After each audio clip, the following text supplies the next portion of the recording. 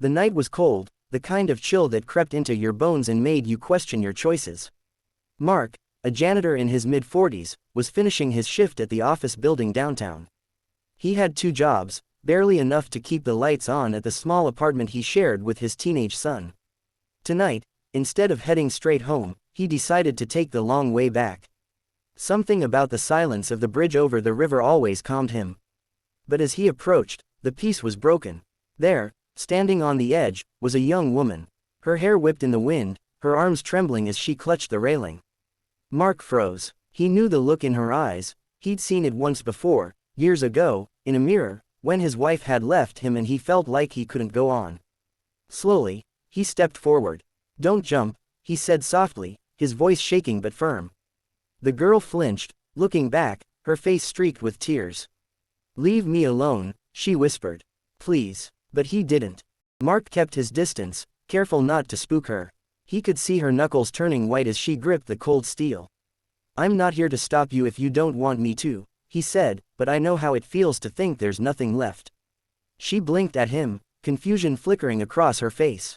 No one had spoken to her like that tonight, not her friends who stopped answering her calls, not her father who never listened. "You don't know me," she muttered. "Maybe not," he said, "but I know pain. And I know it lies to you, tells you you're alone when you're not." His words hit her harder than she expected. For a moment, she wavered, the wind tugging at her coat. Mark reached his hand out, not too close, just enough. "Come back to the sidewalk. Let me walk you home. That's all." Silence stretched between them, broken only by the water rushing below. Her chest rose and fell quickly, her tears freezing on her cheeks. Finally, with a shudder, she reached out and let him pull her back. Once her feet were back on solid ground, her legs gave out. Mark guided her to a bench, taking off his jacket and draping it over her shoulders. She didn't say anything for a while, just sat there trembling. He didn't press her. After a long pause, she finally whispered, "You should have let me do it." "Nobody cares anyway." Mark shook his head. "Somebody will always care, even if you don't believe it right now." She turned toward him, her eyes sharp. "And what would you know about that?" Mark exhaled. "I know what it's like to think no one needs you. But I've got a son who depends on me. If I had gone through with it years ago, he'd be lost. You never know how much you mean to people until you're gone." She stared at him, trying to read his face, but all she found there was honesty. For the first time that night, her breathing slowed. She whispered her name, "Emily." Mark nodded. "Nice to meet you, Emily. I'm Mark, and I'm glad you're still here." The days that followed were a whirlwind. Newspapers screamed headlines. Dishwasher named CEO of Billionaire's empire. Social media buzzed with disbelief. Some called him a fraud, others a lucky fool. Inside the company, the board of directors resisted him openly. "He doesn't belong here," one executive sneered.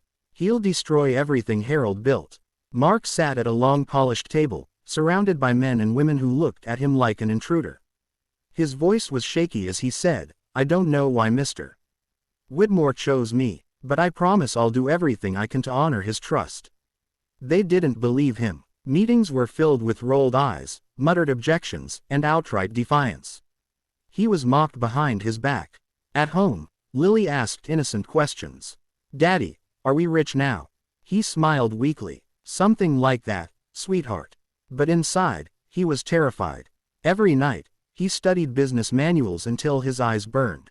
He took notes, listened, and asked questions, even when people laughed at him. Slowly, he began to see patterns. The skills he used as a dishwasher, discipline, endurance, and humility, were the same ones he needed now. Yet enemies were circling. Harold Whitmore's nephew, Victor, was furious. He had expected to inherit control. Now he whispered in boardrooms, plotting to push Mark out.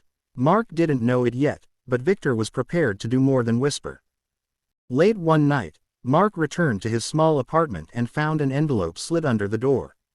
Inside was a faded photograph. A young Harold Whitmore standing beside a woman, Mark's late mother. On the back, a note in Harold's handwriting read, "To the son I could never acknowledge." Mark's heart raced. It explained everything. He was Harold's illegitimate child, the hidden heir. The truth crushed him and lifted him at the same time. The billionaire who had seemed so distant was, in fact, his father. A man who had never once reached out, but who had left him the legacy now tearing his life apart. He sat at the table, staring at Lily's sleeping form. "I'll do this for you," he whispered. "I'll make sure your life is different." But the enemies were closing in. Victor had rallied several board members. They plotted a vote of no confidence. The company was on the brink of chaos. Mark knew he couldn't hide anymore. He had to step up. Not as a dishwasher, not as a frightened man, but as the leader Harold had believed he could be. Daniel Carter grabbed his daughter, pulling her into his arms with a desperation she hadn't expected. She stiffened at first, then slowly melted into the embrace, tears streaming again. "I was so scared," he whispered. "Don't you ever think you don't matter to me? You're my world." Emily choked back a sob. Mark stood quietly a few steps away, unsure if he should leave. Daniel noticed him and straightened. "Who are you?" he asked, still holding Emily close. Emily turned and said, He saved me. If it wasn't for him, I wouldn't be here." Daniel's eyes softened with gratitude. "Thank you. I don't know how to repay you." Mark shook his head. "No need. Just be there for her. That's all she needs." Daniel nodded, tears in his own eyes. Emily looked at Mark one last time, whispering, "Thank you for seeing me." He gave her a small smile, then walked away into the night. The bridge was quiet now, but something had changed. For Emily, it was hope. For Mark, it was proof that even in the darkest moments, reaching out could save a life.